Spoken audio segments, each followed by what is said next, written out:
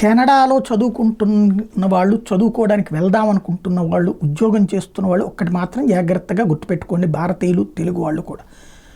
మొన్న జరిగినటువంటిది ఆషామాషి అంశం కాదు. ఒక ప్రయోగం చేసి చూశారు వాళ్ళు. ఇప్పటిదాకా భారత జాతీయ పతాకం తగలబడితే మనకెందుకులే అనుకున్నాం, భారత జాతీయ పతాకం ధ్వంసం చేస్తుంటే మనకెందుకులే అనుకున్నాం, లేదా అంతకైతే కనుక నిరసనలో పాల్గొన్నాం. ఆ టైంలో వాళ్ళు దాడులు చేస్తున్నా అదేదో ప్రచారం కోసం అనుకున్నాం. చివరికి గుళ్ళ మీద దాడులు చేస్తే చూసి చూడనట్టు పోయాం.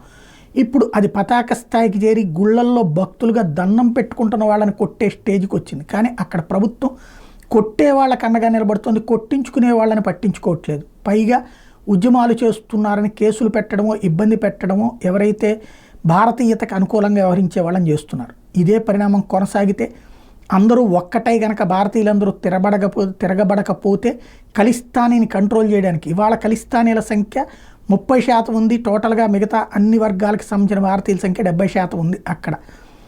అదే కనుక ఇప్పుడు కంట్రోల్ చేయకపోతే వాళ్ళు 50కి వచ్చారంటే అసలు ఇక భారతదేశానికి సంబంధించిన వాళ్ళు లోపలికి రావద్దని డిపోర్ట్ చేయమని చెప్పినా ఆశ్చర్యపోనక్కర్లేదు, జాగ్రత్త పడాల్సి ఉంది.